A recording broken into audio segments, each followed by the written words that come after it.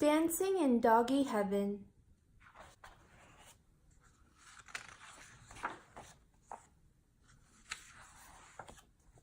I'd like to tell you a story about a dog named Dexter, for he was more than just a dog to me. He was my best friend.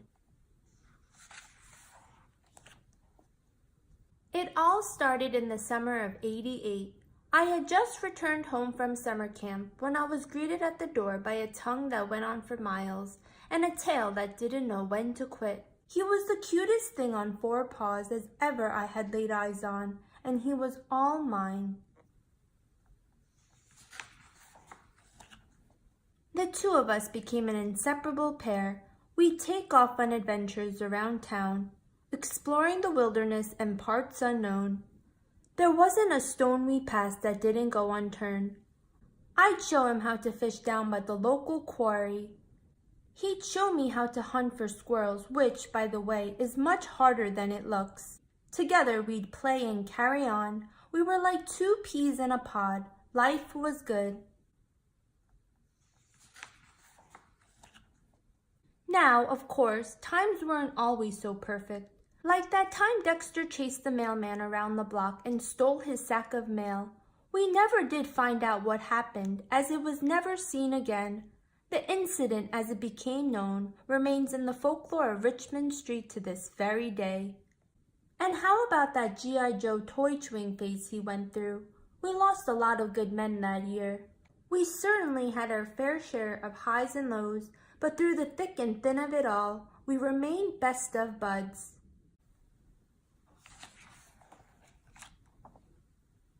As the years passed and we grew older, Dexter began to slow. Instead of chasing the squirrels, he'd sit and watch them play from afar. He took up new hobbies like napping and chewing sticks he'd find around the yard. And boy, did he love those sticks. When he finished his way through the sticks in our yard, he'd roam the neighborhood, scavenging sticks from wherever he could find them. All that remained were circular patches of sawdust where he had gone to work. At night, we lay in bed and watched TV. He'd curl up alongside me and use my lap for which to rest his head. He'd stare up at me with heavy eyes slowly drifting off as I'd rub his belly. He always felt safe, secure, and loved when by my side, as did I.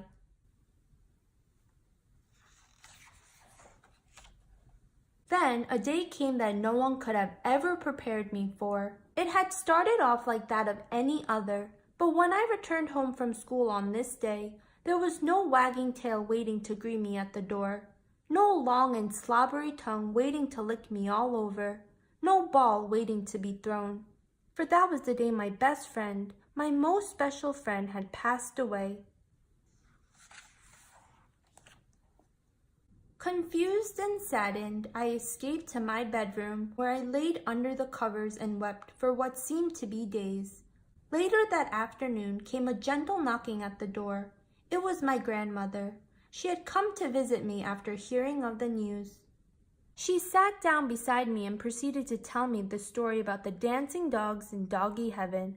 Dancing dogs? I asked, while slowly wiping the tears from my weary eyes. Why, yes, of course, she replied. She went on to explain. See, once a dog leaves this world for heaven above, they must first pass through the pearly white gates guarded by its keeper, Saint Bernard. Patrons seeking passage are asked but two questions. Have you found joy in your life, and has your life brought joy to others? Those true of heart are permitted to pass, she explained.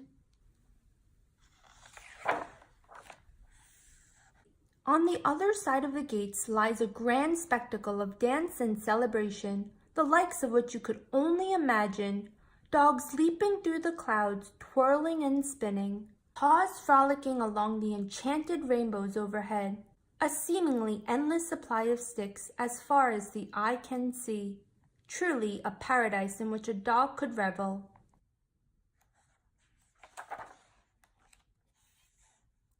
So you see, the ending of one life is merely the beginning of another. Know that he's up there having the grandest of times, and while he certainly misses you, He'd want you to smile for him. Years later, I still think back on those sage words of my grandmother as I look to the sky above. I catch myself thinking of Dexter, twirling about, practicing his grand jeté while dancing in the clouds of Doggy heaven.